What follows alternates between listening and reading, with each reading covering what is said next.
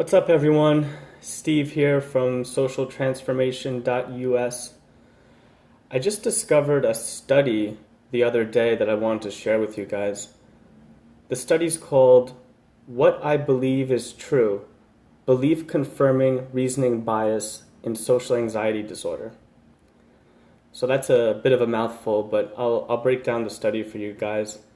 It's actually not even published yet. The study's going to be published in the Journal of Behavioral Therapy and Experimental Psychiatry in December.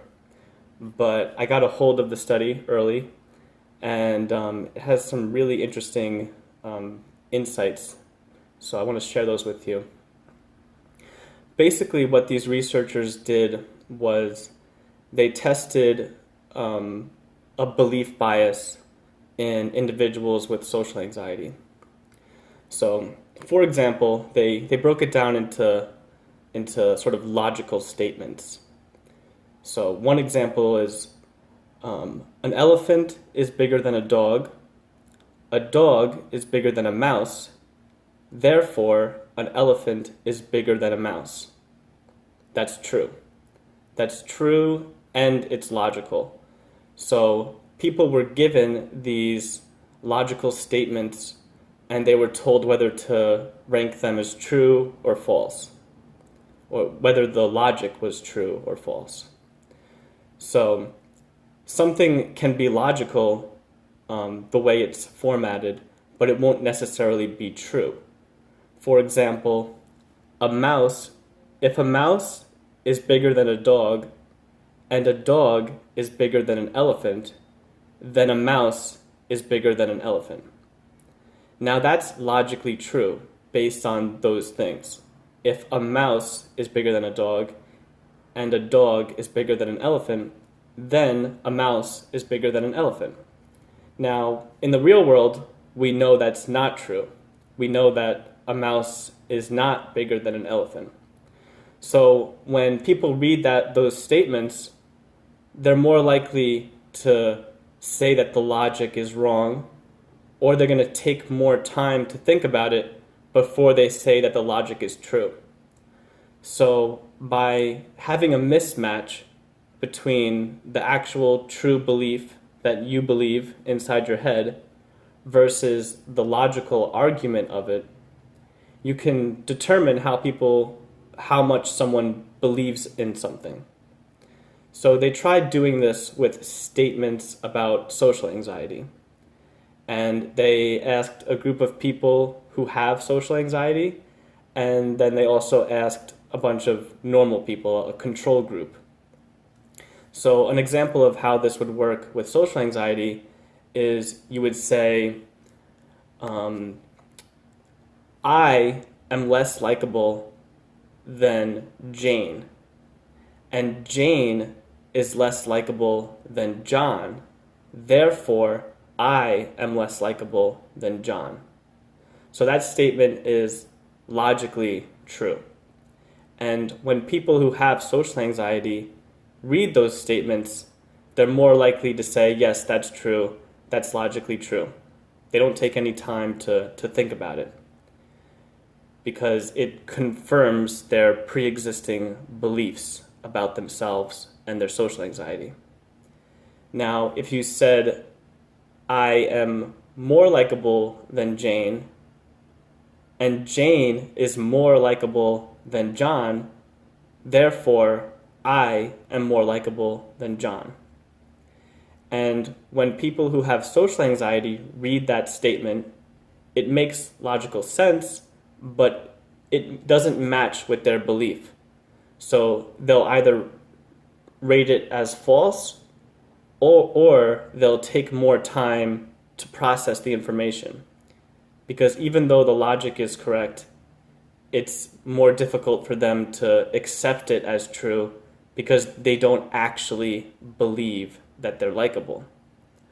So this was a very interesting study, and it shows that people who do have social anxiety are more likely to have negative beliefs about themselves. And they're more likely to ignore evidence that contradicts those beliefs, right? So if I truly believe that I am not a likable person, and I used to believe that when I was much younger, I used to believe that if anyone really got to know me, then they're not going to like me. And that influences how I see the world and how I interact with people. So when I interact with someone and they don't seem to like me, I am like, oh, of course they don't like me. I'm not a likable person, so why would they like me? And that sticks in your head.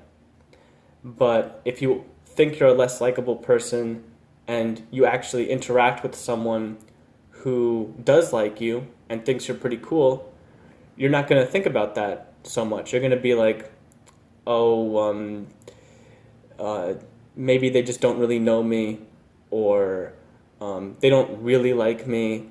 I think about all these other times where people don't like me. That's the true me. The true me is not likable. So this study confirms supports the idea that people who have social anxiety also have a sort of warped and distorted way of distorted beliefs about themselves. And this also supports the idea that cognitive therapy can often help these people. If you have negative beliefs about yourself and they're stuck in your mind, by working through those beliefs, by challenging them, and by trying to find evidence that contradicts those beliefs, you can slowly break away from those old beliefs and start believing in newer beliefs that actually serve you and your relationships. So this is definitely a factor of social anxiety. I don't think that thinking is everything. Like, oh, you just need to think more positively. You just need to change your thinking and everything will fix itself.